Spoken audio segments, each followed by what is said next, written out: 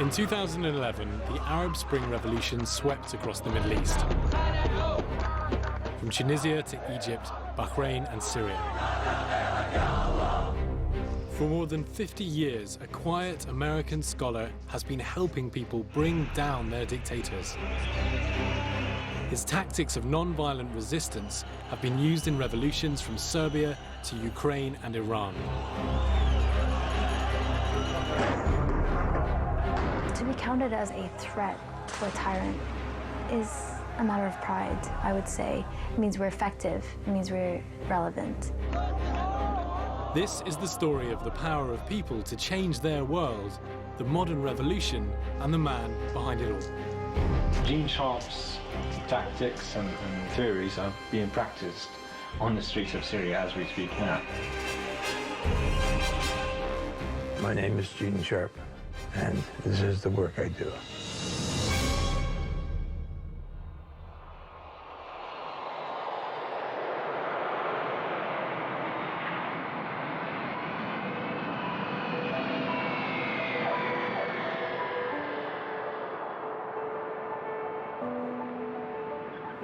What do you do? How would you describe your work? That's always a problem, describing my work.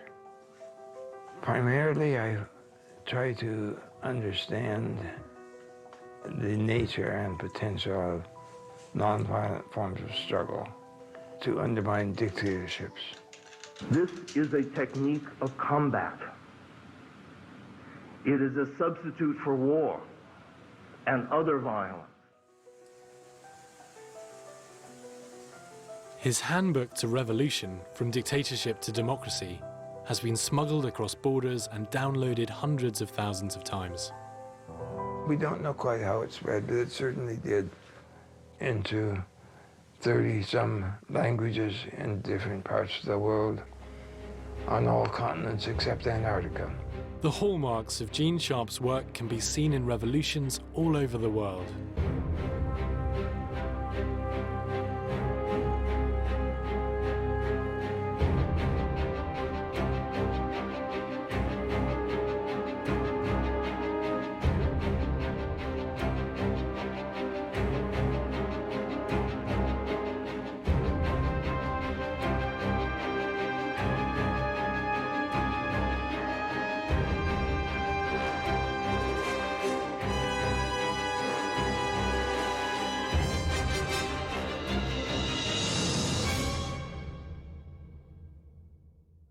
Gene's books contain a list of 198 non-violent methods of resistance. The famous 198 methods. This seems to have been an extraordinary response.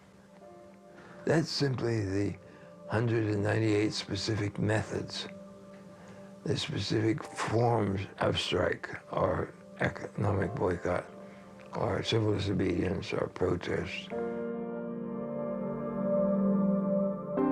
Exactly the counterpart of military, different kinds of military guns or bombs in a military struggle.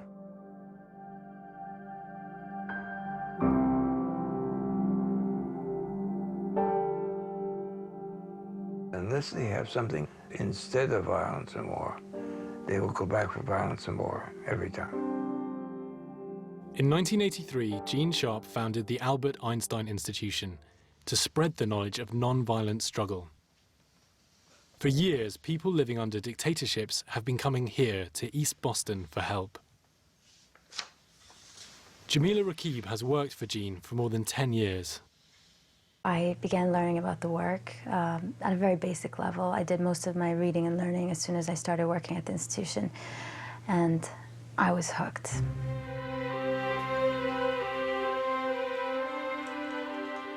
I didn't start out to do this. I had a religious background that led me to want to leave the world in a bit of a better place, in better condition than when I came here. And how to do that was always a problem.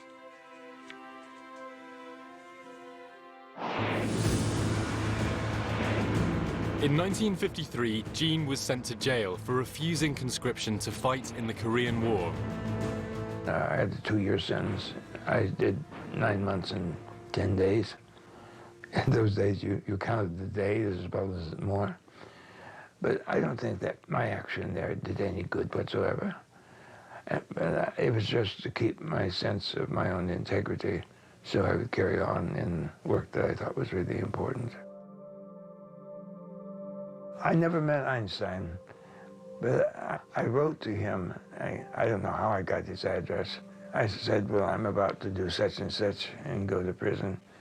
But by the way, I've written this book on Gandhi. There's 3 cases of Gandhi, 3 quite different cases from each other of Gandhi's using nonviolent struggle for greater freedom through not just nonviolent means.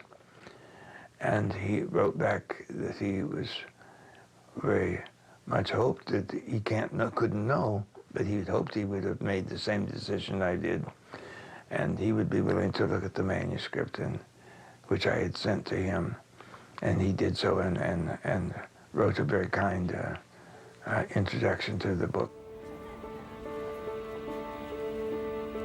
While studying at Oxford, Gene had his eureka moment, a new analysis of the power of people to bring down a tyrant. If you can identify the sources of a government's power, such as legitimacy, such as popular support, such as their institutional support, and then you know on what that dictatorship depends for its existence.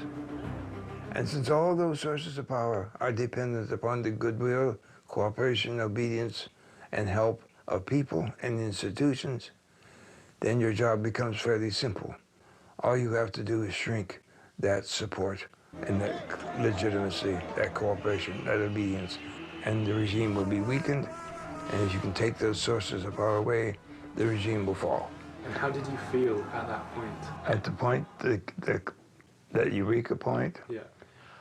Oh, greatly relieved, because that's what made it all reality.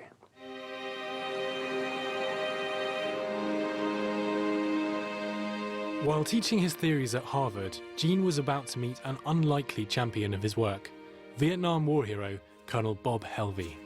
I first met Gene Sharp at Harvard University. I was an Army senior fellow up there for a year. And one day I saw a notice on the bulletin board about Program for Nonviolent Sanctions at 2 o'clock this afternoon. So I had nothing to do, so I went to see who these peaceniks were and to confirm my preconceived notion that they probably had rings in their noses and ears and dirty. And so I went up there just to see them. And surprisingly, they weren't there. I saw, regular-looking people there. And a few minutes after we all sat down, this little short, soft-spoken gentleman comes to the front of the room and says, "My name is Gene Sharp, and we're here today to discuss how to seize political power and deny it to others." I say nonviolent struggle is armed struggle. And we have to take back that term from those advocates of violence who try to justify with pretty words that kind of combat. Only with this type of struggle, one fights with psychological weapons, social weapons, economic weapons, and political weapons. And that this is ultimately more powerful against oppression, injustice, and tyranny than is violence. That got my attention.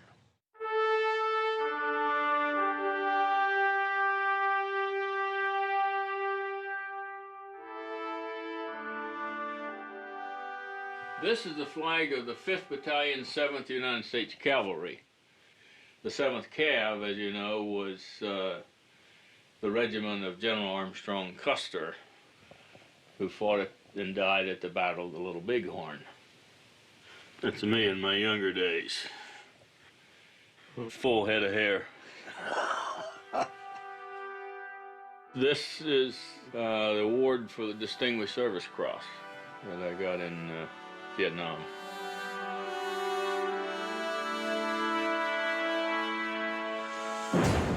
In 1968, Bob was deployed in Vietnam. He was decorated for bravery during a Viet Cong ambush, but his experiences there would change his views on the way conflicts should be waged. I think Vietnam influenced my view about the importance of nonviolent struggle, and particularly the importance of getting Gene Sharp's ideas out to the rest of the world, because we must have an alternative. Vietnam convinced me that we need to have an alternative to killing people. As a US defense official in Burma, Bob had seen the military dictatorship there persecute the minority Karen people. After leaving the army, Bob traveled back to the rebel camps to teach the Karen Gene's lessons in non-violent resistance. I was talking to one of the Karen commandos, and he says, "Where in the hell has this information been? We've been fighting and killing people for 20 years. And how come we didn't know this?" Some of the Burmese came up to him and asked if he would write something for the Burmese on how to move from a dictatorship to a democracy. That's the origin of why the book was written, the Burmese. I couldn't write about Burma, honestly, because I didn't know Burma well. And you should at least have the humility not to write about something you don't know anything about. So I had to write generically. If there was a movement that wanted to bring a dictatorship to an end, how could they do it? And so I wrote those series, and they were serialized there, and published in English and in Burmese. And I thought that was it. In 1989, Gene traveled to China at the height of the demonstrations in Tiananmen Square. It would shape his views about the importance of planning and strategy. I'd gone to Beijing after the Tiananmen Square protests were well underway. That whole event, which it should be remembered, was not just in Beijing, but reportedly in 350 other cities of China. Similar protests were going on, but they were not planned. They were not prepared. There was no strategic decision. There was no advanced decision how long you stay in the square and when you leave. The students had no plan. They were improvising all the way through. And later on, we know that many of those Chinese people who were out in the streets to block there in another day were shot and killed. The attitude that you simply improvise and that the improvisation will bring you greater success is nonsense. It's actually the opposite, that if you don't know what you're doing, you're likely to get into big trouble.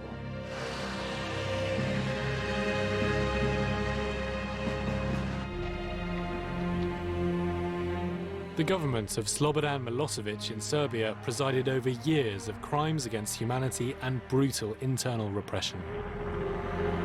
The regime fueled the creation of new democracy groups in the country, fighting for his removal. I went to Budapest at the request of the International Republican Institute, which was providing support to the Serbian opposition movement. And one particular part of that opposition movement was Otpor. That's a Serbian word for resistance. He's a retired colonel and he has this type of the military approach, and you know the way he speaks, it's really something that, you know, creates a strange impression with a bunch of students, leaders. We talked for a while, and I said, well, something missing here. We haven't talked about who's the leader of this organization. Who is the leader? And then one guy says, we don't have a leader. And I said, well, wait a minute, guys. I did not fall off the turnip truck coming over here. Somebody has to lead an organization that has mobilized the entire Serbian society. So we spent probably 1 hour fooling him about some stuff. And the reason for this was that we were not very comfortable about giving the details about the organization to the foreigner. And then they explained to me, you know, why there's no, quote, leader. is because to keep it away from the government. The government doesn't know who's in charge. And I later found out I was talking to the leader, Srdja Popovic. Bob began teaching Gene Sharp's lessons to the new Serbian revolutionaries. When Bob Halvey gave us the Gene Sharp's Politics of Nonviolent Action, we were quite amazed. Partly I was ashamed that I didn't know about such a book before, even if there was a translation of Fragmentation to Democracy in Serbian, but I never seen it. And seeing the knowledge of how power operates and how pillars of the support operates, and all of this stuff we needed to learn hard way throughout our experience, written systematically in one place was quite an amazing thing. One of Otpor's first tasks was to create a symbol of resistance to help unify the people. It's obvious that we are the majority. If we can just recognize all of those who are against Milosevic by, saluting each other with a fist, he would probably be over within a few years.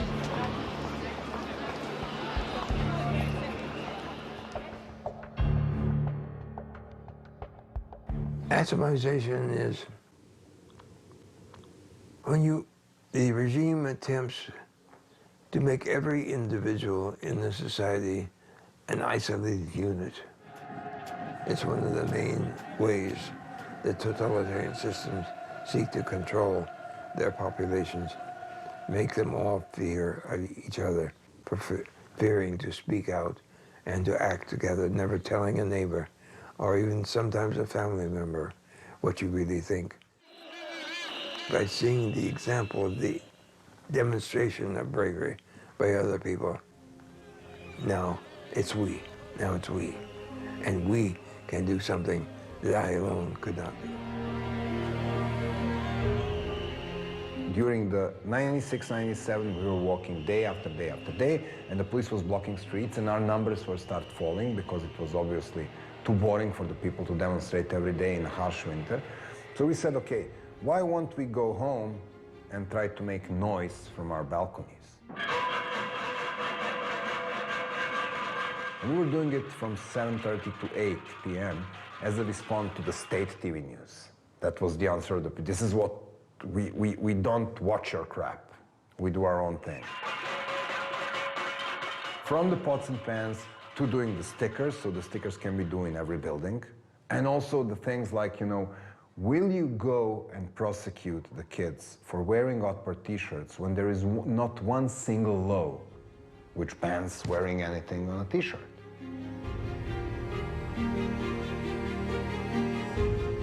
So, for the policemen getting inside the high schools and arresting high school kids only because they were wearing the t-shirt, and then going home and talking to their wife, whose friend was complaining because her son was arrested, having a dialogue with your kid who is coming now from his school where nobody wants to spend time with him or her because their father is, beating kids from my neighborhood.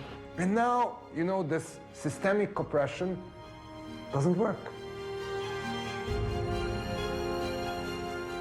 These pillars are holding up the government, like my fingers are holding up this book. And I develop a strategy to undermine each of those pillars, the police, the Sangha, or the religious institutions, the workers, whatever, every organization. And as they weaken and start to collapse, the government will collapse when those pillars are broken. Ideally, we want those pillars not destroyed, but transferred over to the democratic movement. If you want these pillars to shift sides, you need to co-opt people. This is exactly what Otpor was done. We were telling the police that we are both victims of the same system. There is no reason to have war between victims and victims. One victims wear blue uniforms, other victims wear blue jeans, but there is no reason for this conflict. And this worked, really worked. And it worked in Georgia, it worked in Ukraine, it worked in many other places in the world. This is the way you do. You go and co-opt from discursive pillars. You don't throw stones to the police.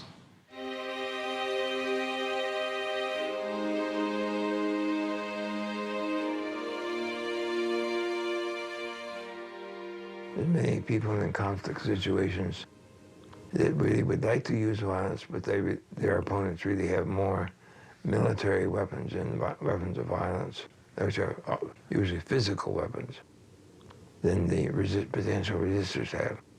So if the resistors choose to fight with violence, their opponent has all the advantages in that situation because you're choosing to fight with your opponent's best weapons. But you can choose to fight with a totally different kind of weapon than these nonviolent forms, which are much more difficult for the opponent to counteract.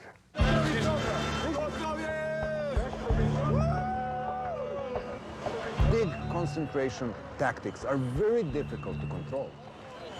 You have 20,000 peaceful demonstrators, you have one idiot breaking out the window, and these people got all of the media attention. So this is the message which can efficiently undermine your movement.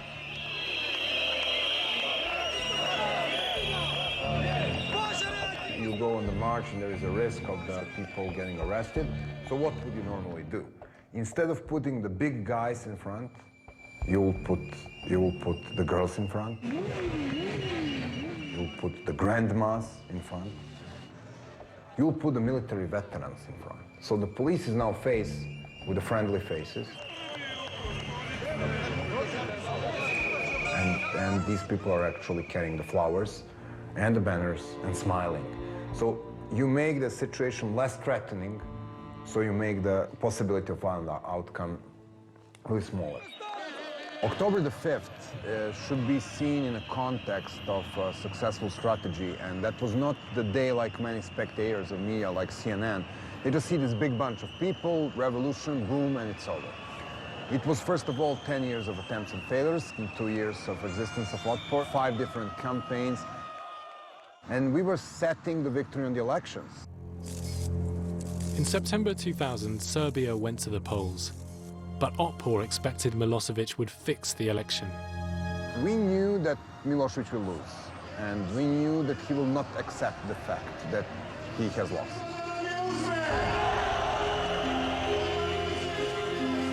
So around 3 p.m. you had like 200,000 to 300,000 people on this square, and there was a non-violent takeover of the physically of this building.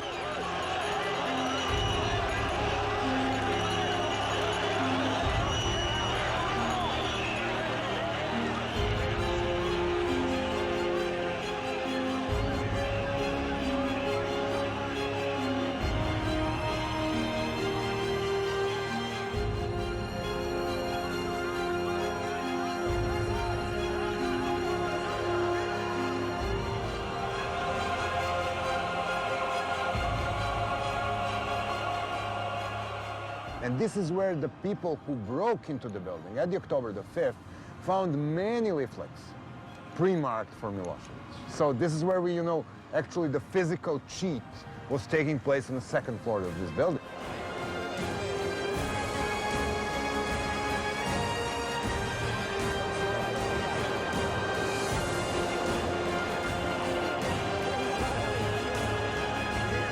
It was more like symbolic takeover.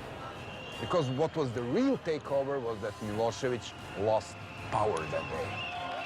Because police disobeyed, because he ordered the military to get from the barracks after 3 p.m. and they disobeyed. This is where he lost the power. What you were looking on the TV and physical overtaking of the building was just the symbol of him losing authority that day.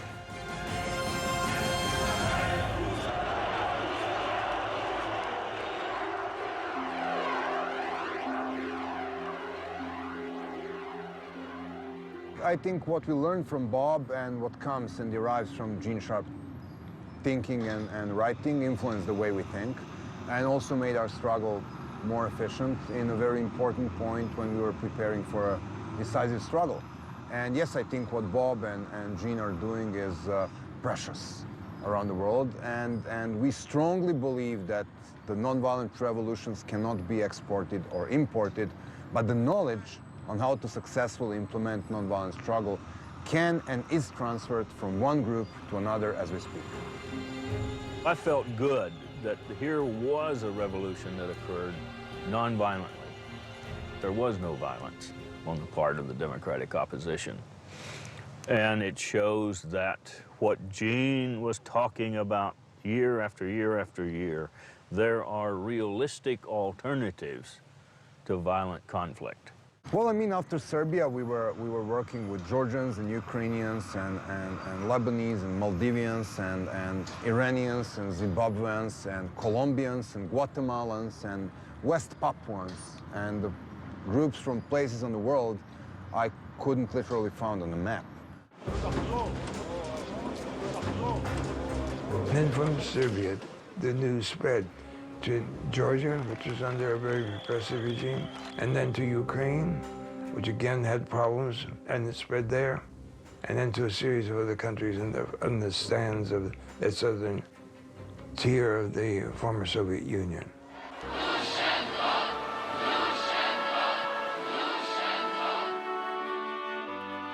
Vladimir Vyatrovich was a leader of Ukraine's Orange Revolution.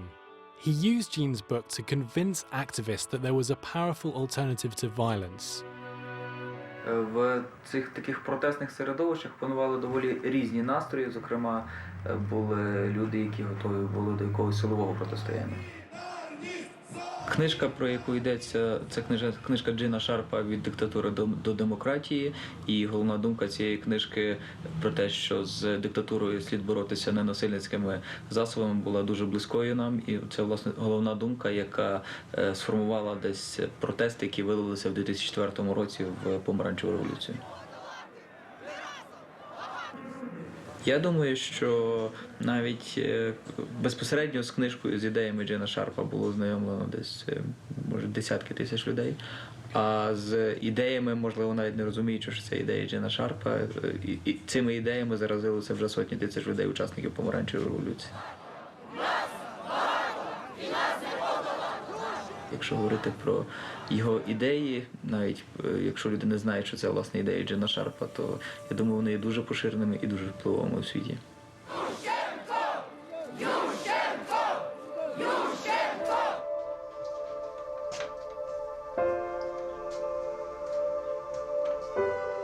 On the top floor of Gene's home is his orchid house, a refuge from the work below.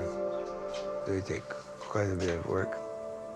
That became very important because it was something I could treat as they needed to be treated, and not expecting miracles, but if you don't treat orchids right or anything else in life, then it's not going to thrive.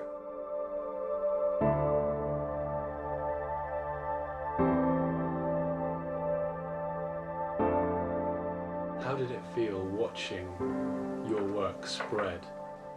Oh, that spread was really quite remarkable. I was thinking, I'm still amazed. I'm still amazed. So I have this piece which I regard as very introductory. I think it was maybe 70 or 80 pages. To take off like that was a confirmation that the analysis was more or less accurate. It didn't spread because of good propaganda or some sales pitch. It spread because people found it usable. They found it important.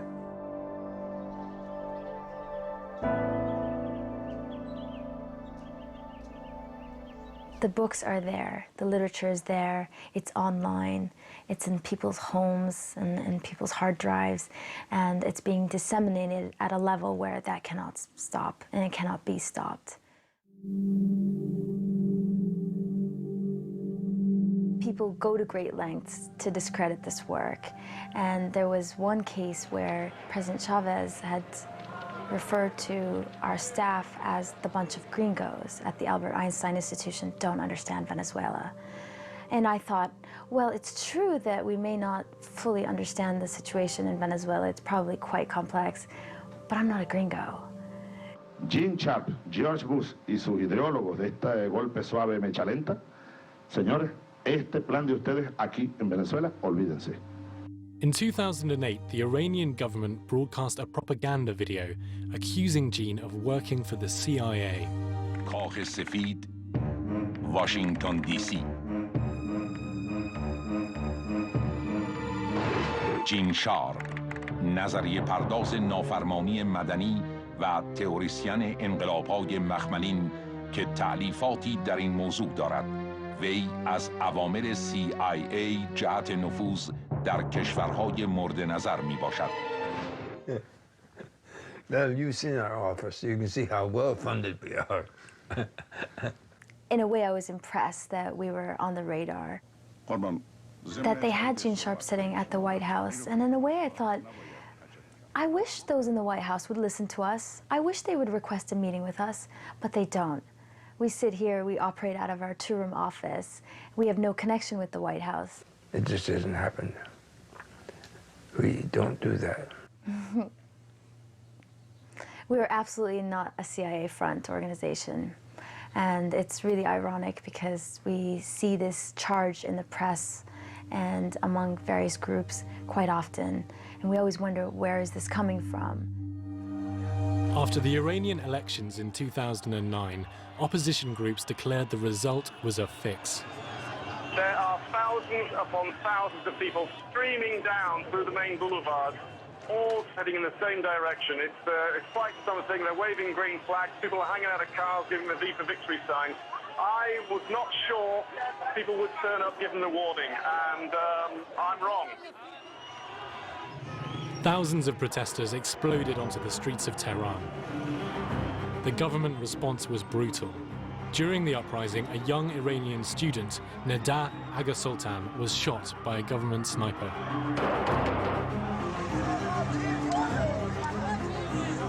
Her image would become a rallying call for the opposition.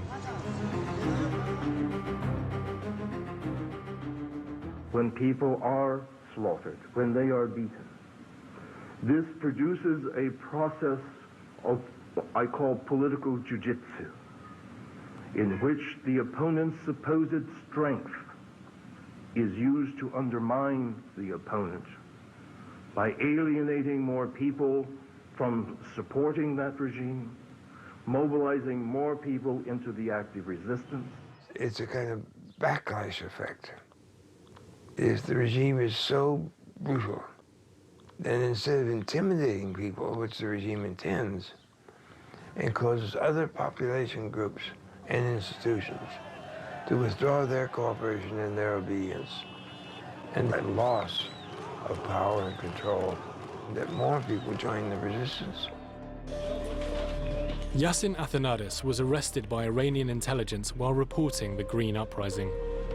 When I went to see the chief prosecutor on the second day that I was in prison, he looked at me when I took off my blindfold, sitting in his office, and he said, "Do you know why you're here?"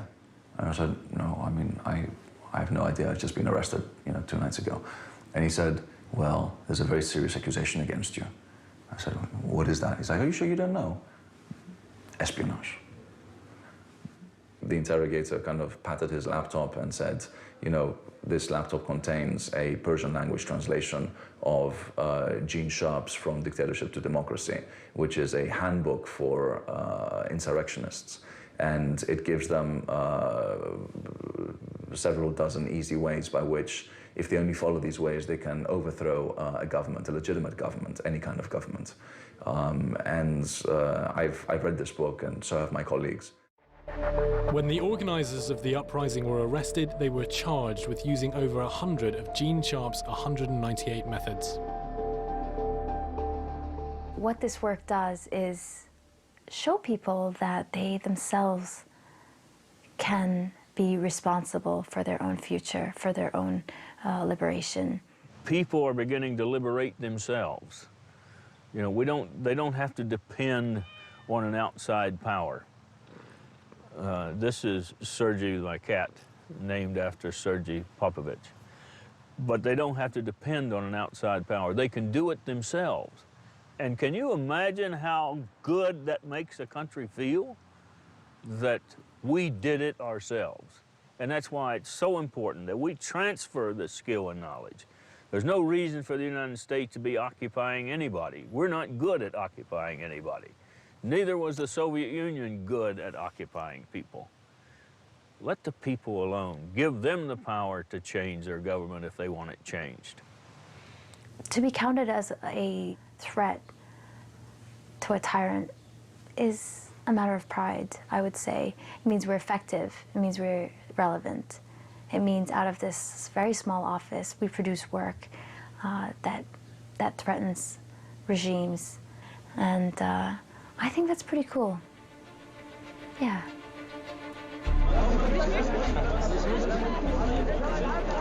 This was the beginning of the Egyptian revolution. The uprising was spontaneous, but Egyptian democracy groups had been working on the strategy for years.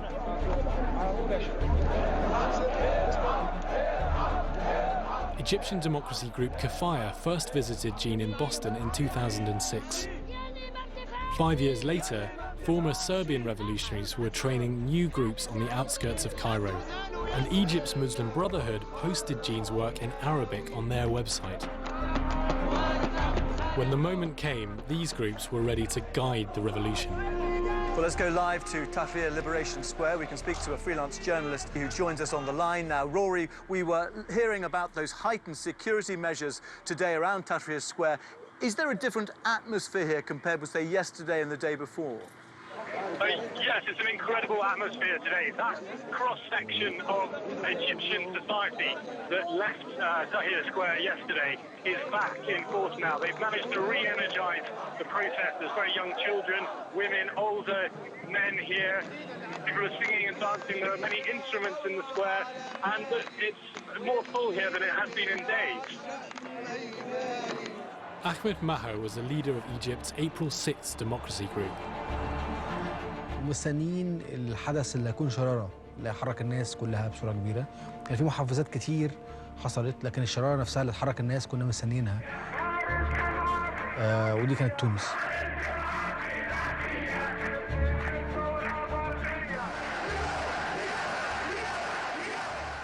بالفعل كان في اصلا بين مصر وتونس منافسه في كره القدم باستمرار يعني.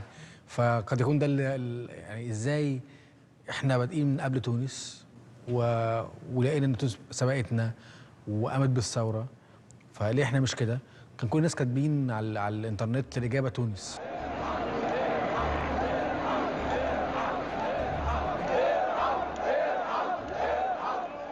طبعا بالتاكيد كان في تاثير جيد لكتابات جين شارب ومقالات كثيره وكتب كنا جبناها من الانترنت وقريناها، وبدانا بالفعل نطور من ادائنا بصوره كبيره جدا، وعرفنا جوهر فكره اللاعنف بصفه عامه. وكذلك شفنا برضو افلام وثائقيه كتير موجوده على الانترنت بتتكلم عن تجارب شعوب اللي بدات تتكلم عن او تطبق فكره اللاعنف. فكان في الهام كبير جدا للفكره نفسها، سواء من الافلام الوثائقيه اللي شفناها او من الكتب اللي قريناها. As the peaceful protests grew in Tahrir Square, President Hosni Mubarak intimidated them with weapons of war. يمكن تجربتنا مختلفة عن تجربة أدبر شوية. أدبر قدروا إنه قبل الثورة يكسبوا الجيش والشرطة معاهم. إحنا مختلفين شوية. إحنا الشرطة كان طبعا معركة كبيرة جدا، والجيش كان واقف على الحياد طول الوقت واتدخل لصالحنا في نهاية المطاف يعني. فالتجربة مختلفة إلى حد كبير بيننا وبين تجربة أدبر في صربيا. Even after violent clashes with police, the revolutionary leaders restored non-violent discipline in the face of overwhelming force. The protesters faced brutal attacks from police and security forces, but they held their ground.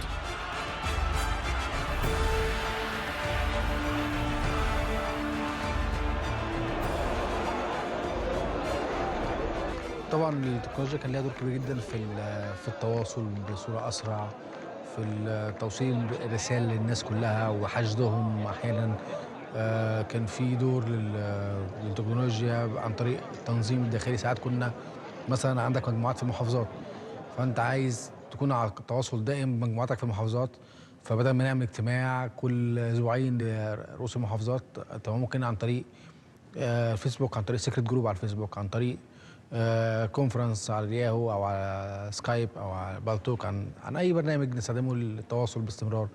كل الحاجات دي ساعدت كتير عن طريق نشر الافكار.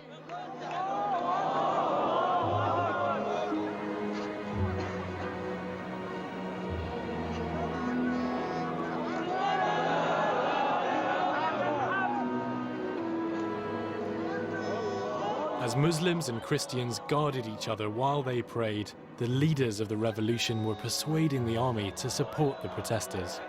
ولكن ايه اللي خلى الجيش يساندنا في الاخر؟ اعتقد ان الجيش اصلا من الناس، يعني مجندين الجيش جزء من الشعب، والجيش ليه دور وطني كبير جدا.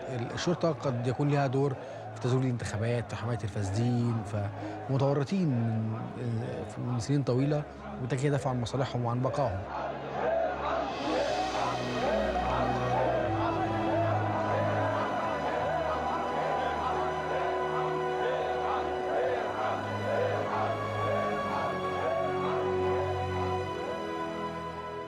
وكنت لسه راجع ميدان التحرير وداخل على الميدان من بوابات التفتيش اللي كنا عاملينها باستمرار يعني، وكان في كافيتيريا تقريبا وشغاله تلفزيون بصوت عالي. بسم الله الرحمن الرحيم. أيها المواطنون، في هذه الظروف العصيبة التي تمر بها البلاد، قرر الرئيس محمد حسني مبارك تخليه عن منصب رئيس الجمهورية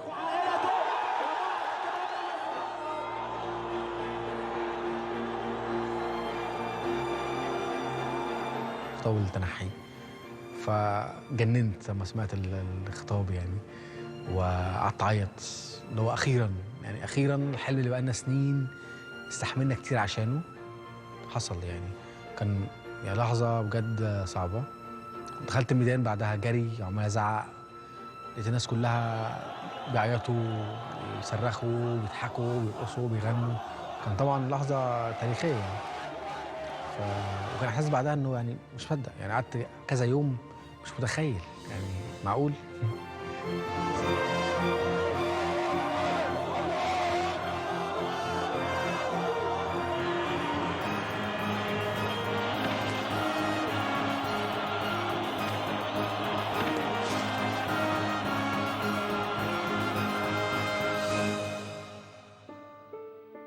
Somebody knew what they were doing, and we don't need anyone claiming credit for us or me or anyone if it's not deserved and if it's not documented.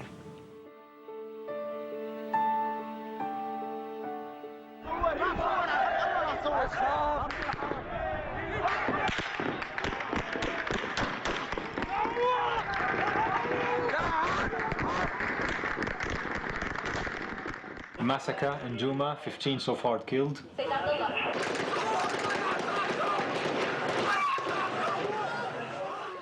Osama Monajed is a communications expert and one of the leaders of the Syrian uprising. This is a video of a kid that's been shot at. One brother is shouting, "My brother, my brother." He coordinates a network of secret cameras all over the country. It's just a basic HD camera linked to a satellite modem, and we upload it on a streaming website where we can get the live feed. And we managed to get this to Al Jazeera today. Gene Sharp's tactics and theories are being practiced on the streets of Syria as we speak now. What we did is promote these tactics and explain them to people through the Facebook pages that we have, and also the YouTube channels. This is how they're applied, from putting flowers on the spots where fallen heroes fell in the demonstrations, from graffiti campaign while you march, from cleaning streets and making it nicer and better, because we can do something even better than the regime can do in terms of services. So yeah, from dictatorship to democracy gives you the inspiration, the assurances that this could really be achieved and this can really happen. In summer 2011, after a brutal onslaught by the Syrian military, Osama travelled to Boston to meet Jean. When were you last here? I don't remember exactly, was it 2007 or 2006? Yeah, years ago. When it was only few people thinking about non-violence, resistance, scenario in Syria. No, I mean, only quite a few believe this can really happen in a country like Syria. Okay. What's that?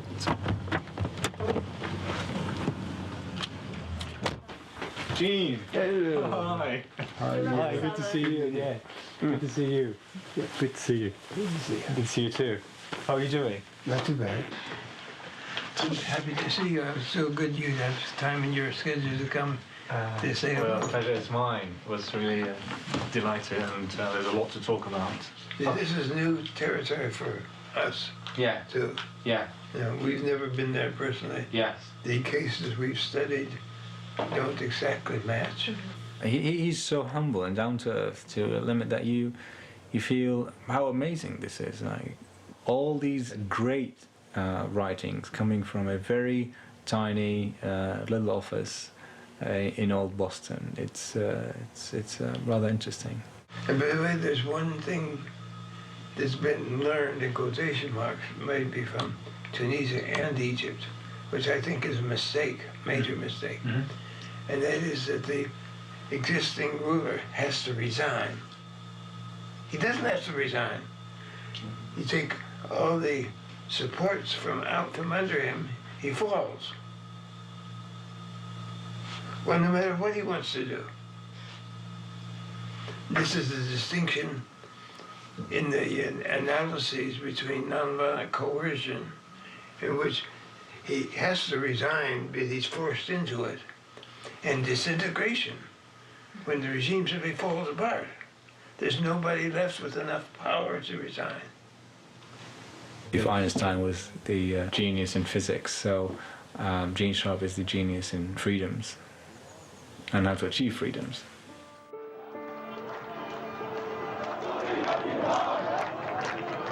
I feel good in a way that we're spreading the word, and if people follow Gene's advice on how to think about waging a nonviolent struggle, sooner or later they'll win. See, the advantage that we have using this form of struggle, the people against a tyrant, as long as we don't surrender, we never lose. And that's key. As long as you haven't given up, you haven't lost. I think in the long term, Gene Sharp will be a household name. I think his books will be in every library in the world, and they will be translated into most languages. Can we survive until then? Can this institution survive until then? Well, we certainly hope so. Politically significant nonviolent action has occurred in at least the following countries: Guatemala, Australia, Thailand, Burma, China, Japan, Georgia, Iran, Kyrgyzstan, Russia, Serbia, Ukraine, Venezuela, Vietnam, Zimbabwe, and there'll probably be a couple more.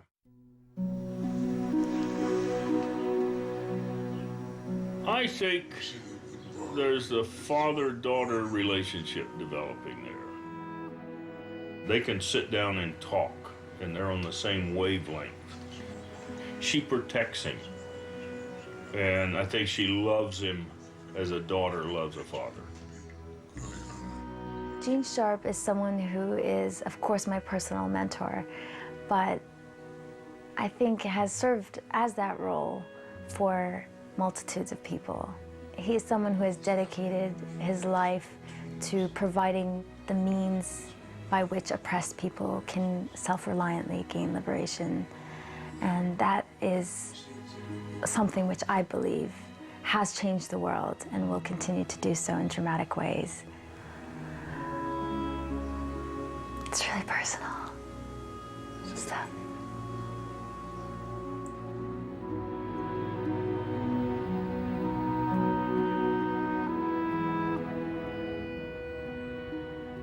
Sometimes people ask me what I really want. Do I have a dream? And I do. I dream that the oppressed people of the world will be able to learn from the available records and new experiences that this type of nonviolent struggle can be used to liberate all oppression and replace military and violent conflicts so that you won't have to carry on struggles against terrorism anymore because the people who might have become terrorists have instead chosen to use this kind of struggle to help out the oppressed people. This can change political systems throughout the world. My name is Gene Sharp, and that is my dream.